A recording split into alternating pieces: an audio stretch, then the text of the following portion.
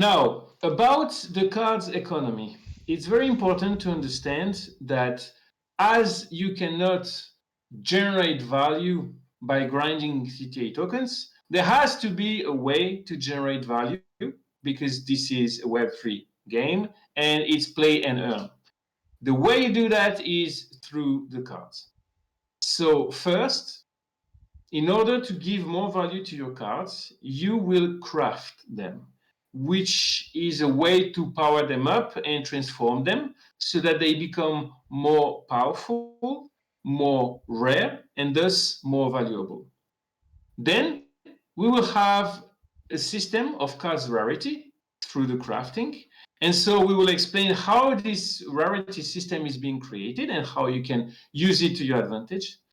And finally, you will take a closer look at the cards economy and how they get their value. So let's start with the merging. So every card, when you get it the first time, opening a pack or however you have it, it starts at level 1.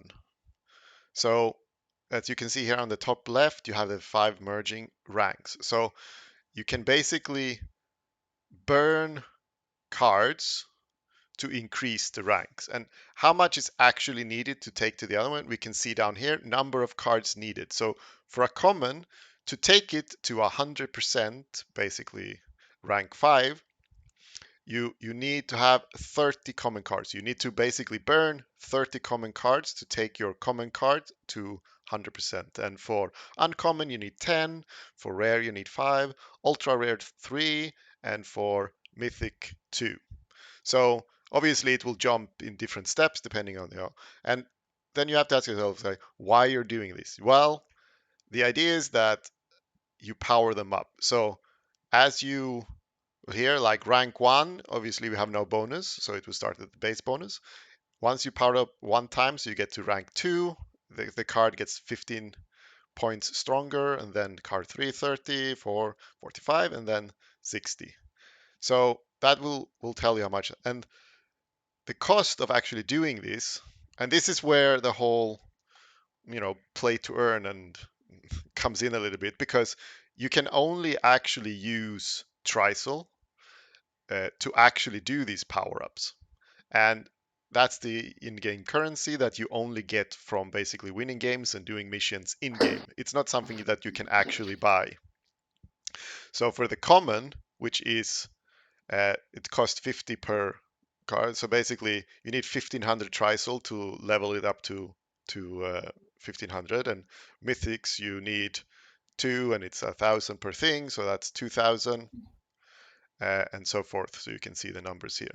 Now, what you do then after that, that's when we do the awakening. So awakening a card, first of all, it will, it has to be 100%. So you have to have it fully upgraded. And, also, if you do the upgrade using all of the same as we see down here, the awakening, then you have guaranteed that you will get the actual same card. Because if you make a mix, as we see on the top, the top middle picture here, that if you used actually different cards of the same rarity to power them up, then you could end up with all types of things. And then we actually get back to here that the importance of using the same card and to make sure that you actually get what you want. Otherwise, it's a little bit of a gamble what you actually end up with. And then we have the thing that you can only merge digital cards with digital cards, and you can only merge foil cards with other foil cards. So foils and awakened foils and so forth becomes quite rare. And now how you then differentiate an awakened card. An awakened card is a card that you actually get the alternate art. So that sort of is the basic of the merging and the awakening. On top of that, it's important to explain that you cannot power up cards with cards from a different type. So if you have an NFT card, and you want to power it up, you have to use other NFTs. And if you have a digital card, you have to use other digital cards to power it up. You cannot power an NFT with digital cards and vice versa. That's the first thing. The second, yes, you can mix different type of cards to power up your card. However, they have to be of the same rarity. You cannot power up a rare card with a common card. And once you've done your awakening, you will hopefully have some luck, or maybe you won't. Why? Because as you can see on the right, you have a possibility to get a very strong card or a slightly less strong card. So you have different ranking which is marked by the green emeralds. So if you have two green markers, it means that you got level C awakened cards, which is the most common. 60% of them, in average, are level C. Then level B, that's another 27.5. So basically, you have 87.5 chances to get a B or a C. And then if you're in the top 10%, then you may have an A rank, or the top 12%, I mean. And yeah, there's a 2% chance to get an S rank. Why is it important? Because every time your card will get plus 15. If it's C, you'll have a base power, then B is C plus 15, A is C plus 30, and S is C plus 45. So 15 every time. For field, it's slightly different, is 10, 20, 30, but the point is the more rare your card, the more likely it is to have value and to sell better on the marketplace. However, it's not exactly the case because you have a limited amount of power in your deck. So, what that means is that your cards are not necessarily more powerful in a way that they will always be better in the deck. Because if they are more powerful, they will cost more inside your deck. So it's a bit difficult to know exactly what will be the most demanded card. And the most demanded is likely the most valuable. Another thing to take into consideration is that, well, the bigger the rank, the more rare they are. So if they are needed, the more the price will go up. That's one thing. And another aspect to take into consideration is that those NFTs will be used for other games, and so it can also gain value that way. However, it's not a straight path. Oh, I have this super rare card. Of course, it has to be the most demanded to win the game. This game is not pay to win, it's free to play. And the economy is made in such a way that you should be able to win, even if you don't have all the most rare cards. That really depends on the meta, actually. Um, the last thing that I would like to point out is that once you awakening is more expensive than powering up, so it will cost you tri-sell again. So 500 for common, 1,000 for uncommon, and so the more rare, so the mythic will cost you up to 5,000 tri-sell to awaken your to awaken your mythic card. So when you look at it, if I want to awaken a mythic, I will start with a standard mythic. I need to burn another two mythic to get and spend 2,000 tri-cell, and then another 5,000 to awaken it. So it will cost me 7,000 tri-cell in total. And you earn tri-cell, just to remind you, by playing the game, completing your daily missions and your weekly missions. And so you cannot buy that tri-cell, so you have to play to make better cards. And that's also why this economy is so much built towards the player and not towards the investor for a healthier economy. And finally, once you awaken your cards, you have another last possibility for certain cards only to create the most rare type of cards, which is two awakened cards mixed together. And that's what you called an alternative combo. So here we can look at one of the really most expensive alt combos you can do, because you have two mythics cards. You have Solis and Shadow. So Solis already cost us 7,000 to turn into an Awakened, and the same for Shadow. And then to actually merge them together cost another 10,000. So to make this combo is 24,000 Trisol, which is significant.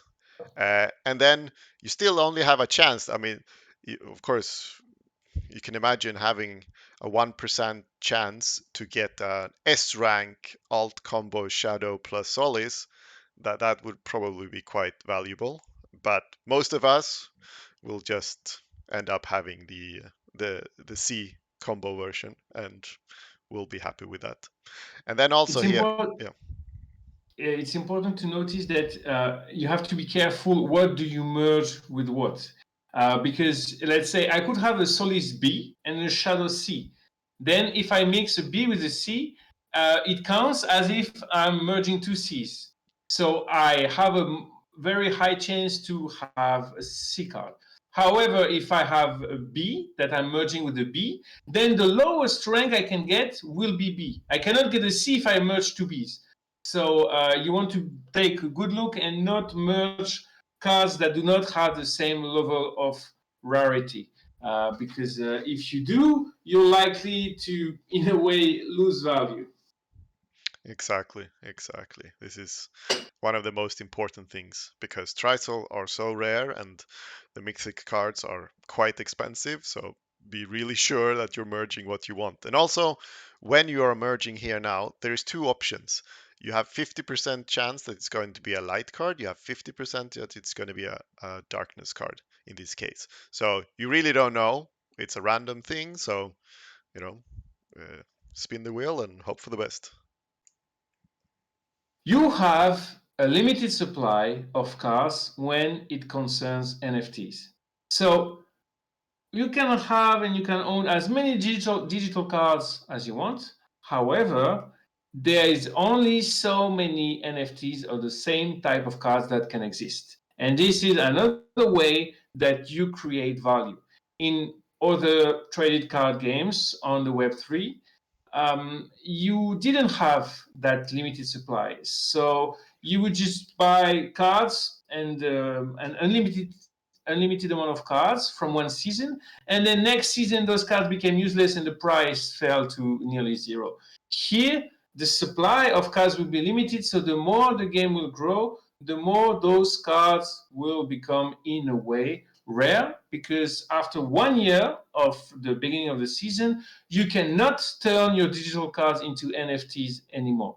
So you can't buy them as digital cards, and you can't mint them anymore after 1 year. You can only buy them on the marketplace at the price that the marketplace is giving you. And as you can see, the more the rarity and the lower the supply. So let's say for a standard card, you can have up to 800,000 of one type of common cards, but only 20,000 of one type of mythic cards. And once you, let's say, upgrade your mythic, so you burn your cards to get an alternative after awakening it, there's only 10,000 of supply. And once those alternative cards are used in a combo, like what we showed Shadow and Solis, then only 5,000 combo cards can exist as NFT and can be traded, bought, sold, or rented. And this is very important to create value for the cards over the long run. Exactly. So obviously, if you happen to have, like, let's say you had three mythic cards that were all NFTs, and they were the standard ones. So you use two of them to upgrade to create the alternative. So you end up then using one new of this in the alternative pool, but you returned actually three to the standard pool because they were burned. So the standard pool has then grown back again, but the alternative could then be used to create the combo, which create a new combo, but releases two alternatives back to the general pool of availability. But the combo, once those are out, they're out. And yeah, once that fills up, there is no going back. Exactly. And then we can look at the foil ones. So the foil generally is 1 to 10. So that's the rarity of a foil card is 1 to 10. So this is a little bit more generous, but generally is tracking in the same direction. So there can only be 1,000 combo mythics of foil type, and that doesn't feel like a very big number. So and keep in mind also that the cards will only really be available to buy in packs and in rewards from within the game during the season that uh, that uh, set is available. So once the 6 months is up and we move on to the next set, then it's not going to be so easy to get hold of the cards anymore. And all the trading will obviously only be on digital cards, which will all be on the NFT cards, which will all be affecting from these numbers. So we have a healthy NFT economy where one can hope that the cards that he invests in right now will not lose value with time, like most traded card names available on the blockchain right now, but will actually, if the game is successful, gain value with time because they will be more and more rare. Yep, let's hope for that. So, card economy breakdown. There are so many things that you will be able to do economically with your cards. So it is opened to many different kinds of players, collectors, investors, and hopefully this will bring us a rich economy. The first way to use your cards is the most obvious, is try to generate value by playing your cards. So where the value is, it's on the ladder or on the tournaments. So not only, let's say, when you play, you can generate trisel that will help you up other cards to make them more valuable, but you will also, at the end of each epoch, which is around 2 months, more or less, or a month and a half. That is subject to change. There are rewards that are distributed according to your elo. So if it's not very high, you'll get some bonus trisel, but not no packs. Then if it's higher, you get some packs and more trisel. And when you are near the top, then you have more packs, more trisel, and even the in-game currency, so prana. Exactly. So then it's like crafting to sell cards. So if you want to make the most out of that, you will obviously, first of all, you have to be quite active and follow the marketplace as it is to see what people are looking for and what are people willing to pay and spend money on and what are the rare cards. And because the thing is, one of the most rare things actually in this game, which will be hard to get for most people to get enough, is Trisel. Because there is so many cards and upgrades you can actually do with your Trisels that it will be hard for most people to make a full set of every single possibility of every single card in a season. I think it will almost be impossible for the vast majority of people, which means that people will probably go to the marketplace to find the specific cards they're looking for. Maybe they're looking like cards that are used in alt combos. They might be more popular, for example. Or maybe people go to the marketplace to directly buy specific alt cards of a specific grade or and so forth, and or maybe people will just go and pick up the standard card and they will do the merging themselves.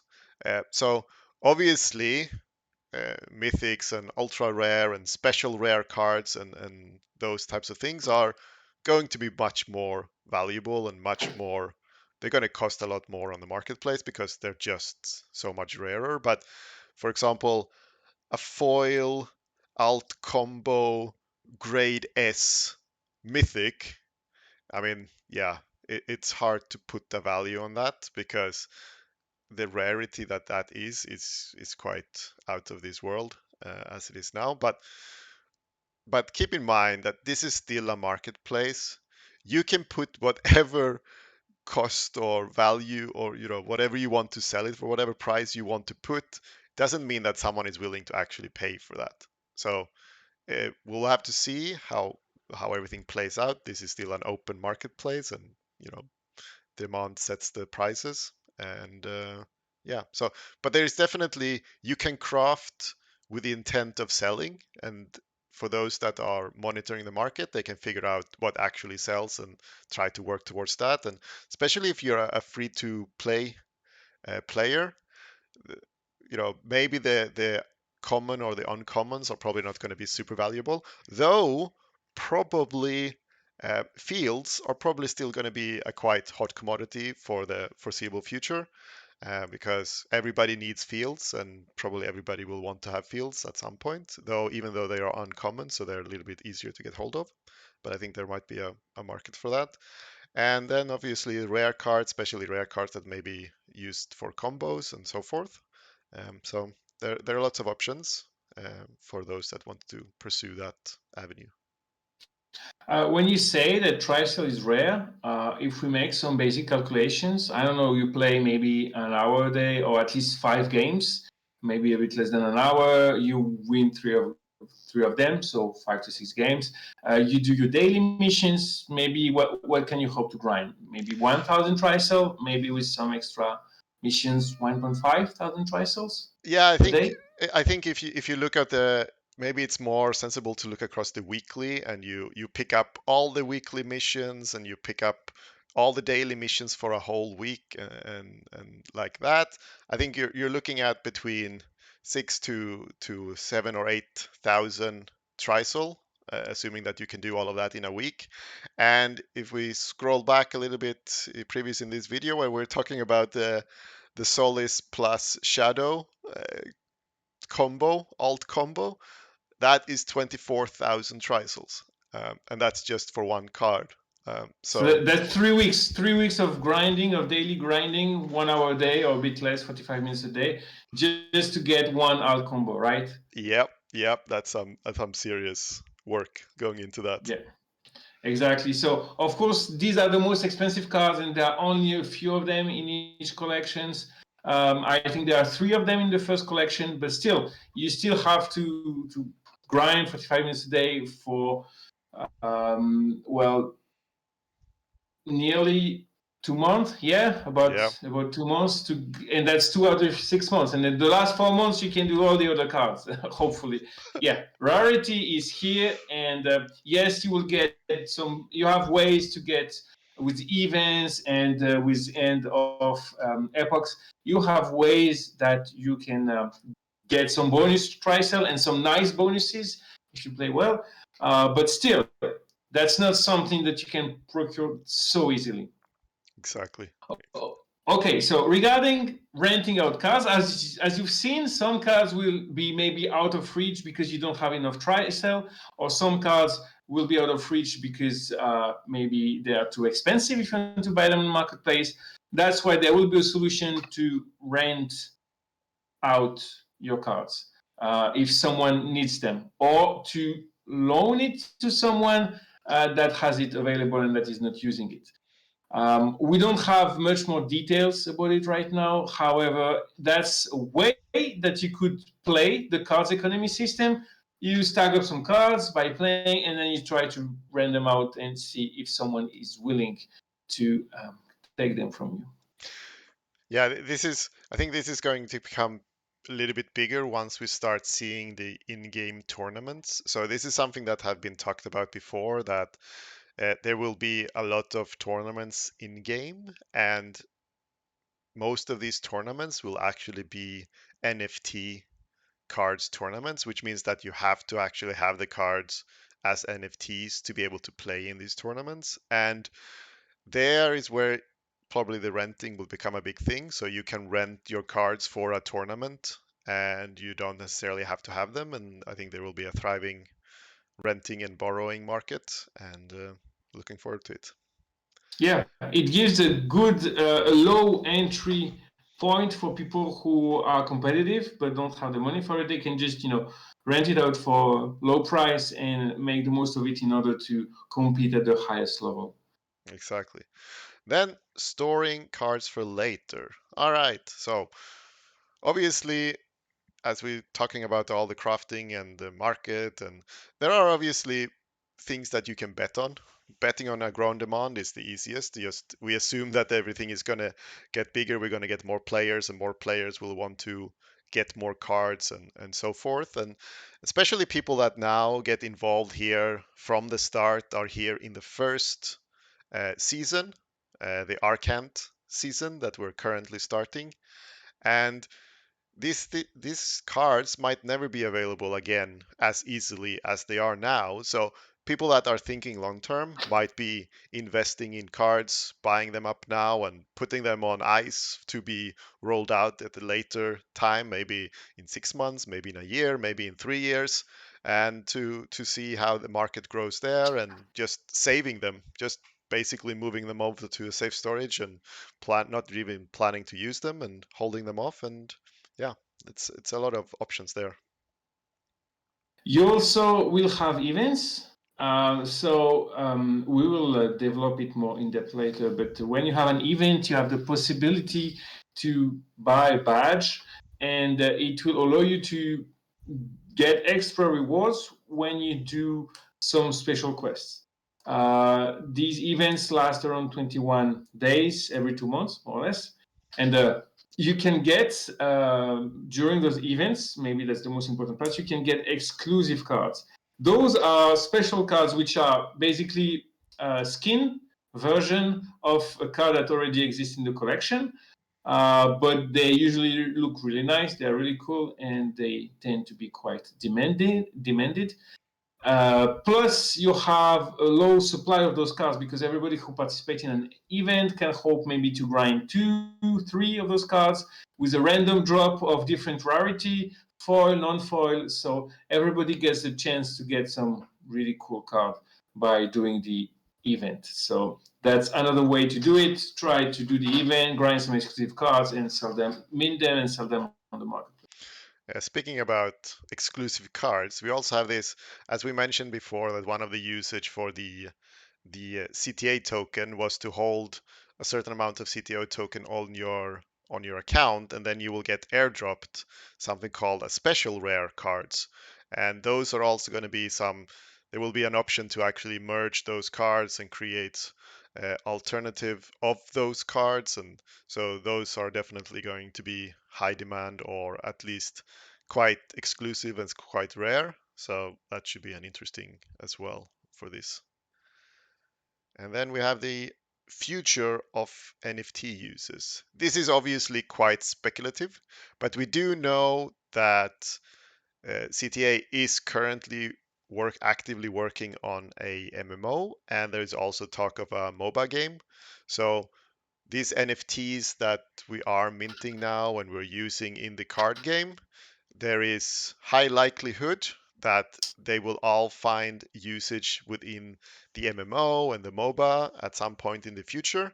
So these might be multi-use NFTs, not just for the card game, but actually for stuff inside these MMO games. And one last thing that we could add about future NFT uses is that Arcant is season one. Season two will be the Mentry, season three will be the Rift, and season four we are going back to Arcant.